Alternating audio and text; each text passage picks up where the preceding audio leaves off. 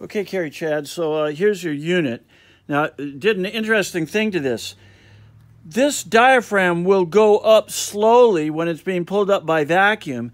And this little one-way no-return valve right here, it's not really that positive.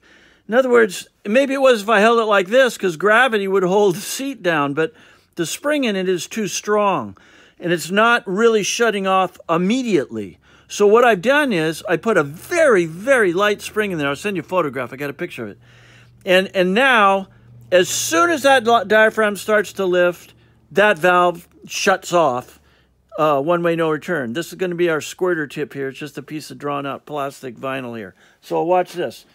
Now, this is kind of noisy, so hang in there. So we got the vacuum going, and look at that thing. Man, I wish I could pee that good. And then you saw it come back out because the diaphragm hit the floor button. The floor button relieved the pressure and it came, it'll do it again. Yeah. Pretty good peer. All right, so it works.